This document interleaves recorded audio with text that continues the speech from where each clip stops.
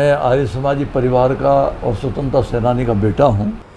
जो डीपी यादव का पिता था वो भी क्रिमिनल था, उसकी भी स्ट्रीट नोएडा में खुली हुई है।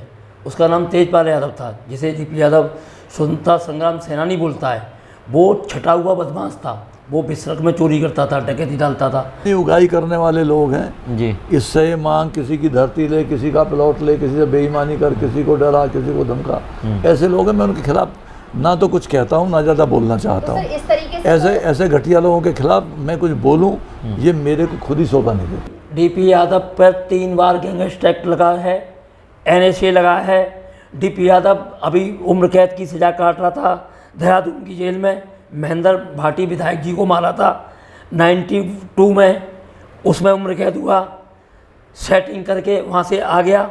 उत्तराखंड से क्यों चलाएंगे जब उत्तर प्रदेश हमारा घर है और उत्तर प्रदेश के कम से कम 50 विधानसभाओं से आज हमारे पास विधानसभा लड़ने की ऑफर है, तो हम उत्तराखंड को क्यों तलाशेंगे। पूरी ताकत लगा रहा है कि मैं उत्तराखंड का किसी तरह से CM बन जाऊं।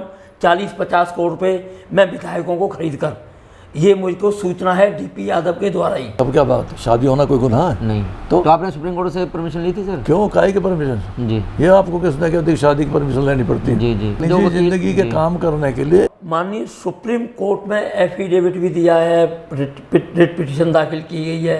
मतलब कोर्ट के साथ भी कंसीलमेंट किया है, फेक SLP दाखिल की है, और इसने 5 जुलाई को शादी कर ली।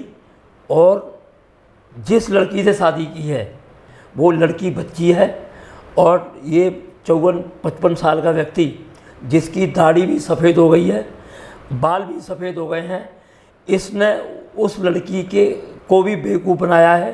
अपने काली ढाई कर लिया, दाढ़ी को काला कर लिया है और बाल भी काले कर लिए हैं। क्यों हम हत्या कराएंगे अजय कटारा की? क्यों कराएंगे? वो तो बहरूपिया है, कभी ज़मीन कब्जा करता, 4 बीवियों का मालिक बना हुआ, 3 शादियां कर लेता है।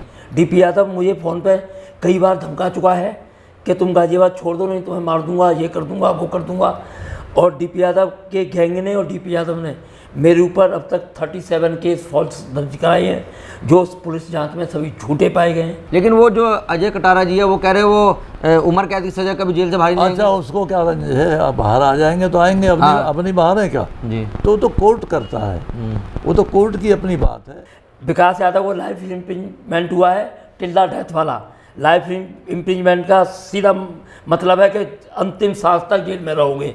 इनके वकील माननीय कोर्ट को मिसगाइड करते हैं कि 25 साल है, 20 साल है। ये बिल्कुल नहीं है, केवल वो पैरोल और फरलो कि इनको कोई 25 साल तक विकास यादव को छुट्टी, पैरोल, फरलो, रियायत नहीं मिलेगी, ना कोई जमानत मिलेगी तब तक। जी। मैंने अच्छी विद्या, अच्छी एजुकेशन पाई है, अच्छी शिक्षा संस्थाओं में पाई है जी। यानी गांव के झोंपड़ी के स्कूल से लेकर के जी। और बनारस हिंदू यूनिवर्सिटी का मैं विद्यार्थी रहा हूँ। 18,000 बच्चों को स्कूलों में पढ़ाता हो, जिसके उद्योगों में 20,000 लोग काम करते हों, जो अपने हाथ से कविताओं की किताब लिखता हो, वो किसी लोभ लालच वाला आदमी नहीं हो सकता है। उसके मन को आप जान सकते हैं, देख सकते हैं कि उसका कैरेक्टर क्या है।